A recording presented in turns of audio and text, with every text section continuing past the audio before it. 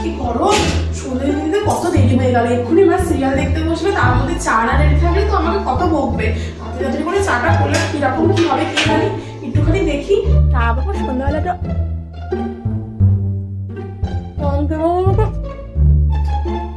টিভিটা না দেখলে না মনটা ভরে না।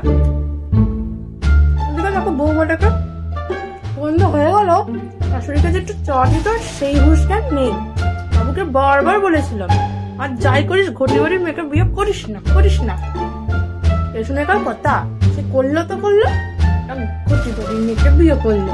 এখন বোঝো হবে নাকি বাঙালদের মতো, কারণ কি করে পারবে না তো। শাশুড়ির যত্ন কি করে কি করে জানবে এরা। কি গো বলি শুনছো, চাটা কি জুটবে নাকি পাঞ্চি বিয়ে থাকতে হবে সারা সন্ধে।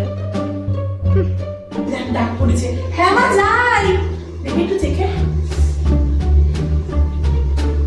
মিষ্টি হয়েছে। একটু মিষ্টি না হলে কি চা হয় নাকি, বাঙালিদের একটু মিষ্টি না হলে চলে না। সে ঝোল হোক গম হোক আর ডালই হোক, সব কিন্তু একটু মিষ্টি দিতেই হবে। চায়ে তো 2-3 চামচে মিষ্টি দিতেই হবে, নাহলে কি হবে নাকি 1 কাপ চায়ে 3 চামচে মিষ্টি না হয়। আজকে চাটাকে মা ভীষণ মিষ্টি হবে, আজকে আমি কোনো নিন্দা করতে পারবো না। তাহলে চা চানি চলে এসেছি, চাটা নিই দাও।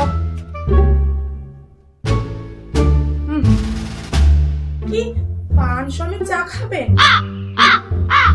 আমি পান খেতে চা খাবো নাকি আমি পান ফেলে চা খাবো? বাপু তোমাকে করবো নাকি? না মানে ঠিক আছে, চাটা আপনি নেই।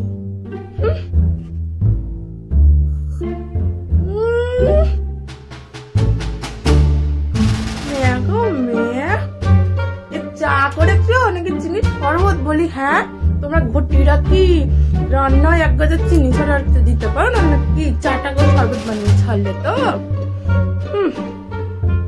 আমাদের দেখো শেখো কিভাবে রান্না করতে হয়। মা বাবা তো কিচ্ছু শেখায়নি, কিচ্ছু না, শুধু বলতে পারবে জমি ছিল, এই ছিল, সেই ছিল, রান্নার বেলা অষ্টরম্ভা সব। বারবার বাবুকে বললাম, বাবা শোন, দেখে শুনে ভালো মেয়ের সাথে বিয়ে দেবো, ঘটি বাড়ির মেয়েকে বিয়ে করিস না করিস না। তাহলে করলো তো করলো, কাকে করলো? সে ঘটি বাড়ির মেয়েকেই বিয়ে করলো। রাঁধতে পারে না, চায় দিচ্ছি 1 কাপ চিনি, চিনির শরবত খাইয়েই না মরবে আমাকে। চা দাও, ভালো করে চা করে নিয়ে আসো, যাও। এত কষ্ট করে আমি আপনার জন্য চা করলাম, আপনার একটু পছন্দ হলো না, একটু মিষ্টিটাই বেশি, তা বলে আপনি আমাকে ঘটি বলে অপমান করবেন। আপনারা বাঙালিরা বুঝি এরকম হন। আমি আর এখানে থাকবো না, আমি আজকেই এখান থেকে